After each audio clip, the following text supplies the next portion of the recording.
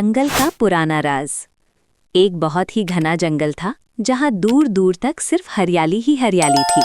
ऊंचे ऊंचे दरख्त, झरने की आवाज और परिंदों की मीठी चहचहाट उस जंगल को जन्नत जैसा बना देती थी।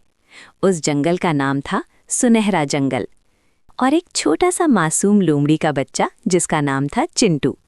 चिंटू बहुत ही शरारती और क्यूरियस था। हर रोज नए नए रास्ते ढूंढता, नए जानवरों से मिलता और जंगल के राज जानने की कोशिश करता। वो रोज अपनी माँ से कहता, अम्मी, मैं एक दिन जंगल का हीरो बनूंगा। माँ मुस्कुराकर जवाब देती, बेटा, हीरो बनना अच्छी बात है, मगर हीरो वो होता है जो सबकी मदद करे। चिंटू ये बात समझ तो लेता, मगर उसका दिल एडवेंचर के लिए बेचैन रहता। एक रात जंगल में बहुत तेज आंधी चल रही थी। बिजली चमक रही थी और दरख्त जोर जोर से हिल रहे थे। चिंटू अपने घर के बाहर निकला और बोला, वाह, कितनी एक्साइटिंग रात है। लेकिन अचानक दूर से किसी की चीख सुनाई दी। चिंटू घबरा गया।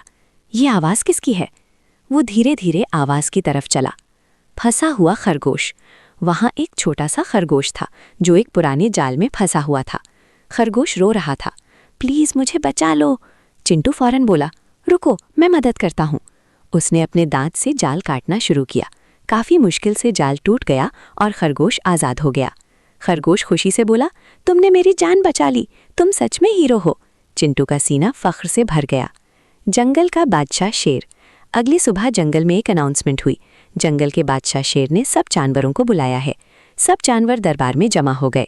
शेर, जो जंगल का सबसे ताकतवर जानवर था, गुस्से में बोला, कल रात किसी ने मेरे इलाके में शोर मचाया, कौन था? सब जानवर चुप हो गए। चिंटू आगे आया और बोला, बादशाह, मैं था, मैंने खरगोश को जाल से बचाया।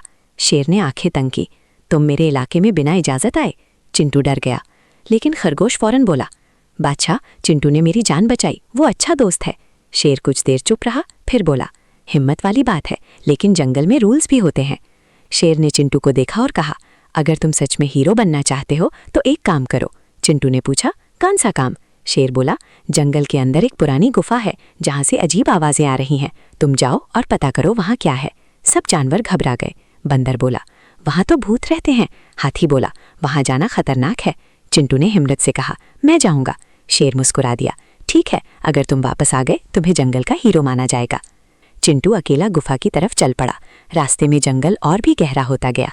रात का अंधेरा, हवा की सरसराहट और दूर से उल्लू की आवाज़, हू हू। चिंटू का दिल तेज धड़क रहा था। फिर उसने देखा एक पुरानी गुफा।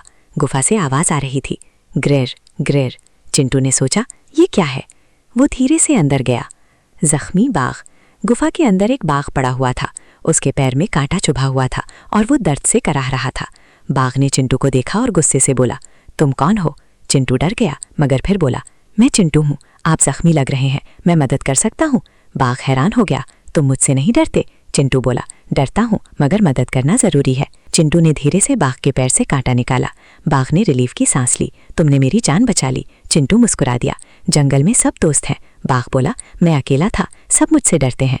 चिंटू बोला, मैं नहीं डरता, आप मेरे दोस्त बन जाओ। बाघ की आंखों में आंसू आ गए। चिंटू और बाघ दोनों जंगल दरबार में वापस आए। सब जानवर हैरान रह गए। चिंटू बाघ को साथ ले आया। शेर ने पूछा, तुम जिंदा वापस आ गए? चिंटू बोला, बादशाह, गुफा में कोई भूत नहीं था, सिर्फ एक जख्मी बाघ था।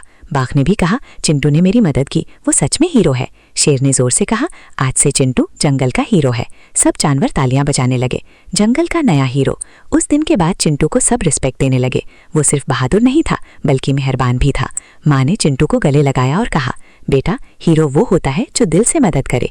चिंटू मुस्कुराकर बोला, अम्मी, अब मैं समझ गया। बाघ भी अब जंगल का हिस्सा बन गया और सबके साथ रहने लगा। सीख, असल बहादुरी मदद करने में होती है।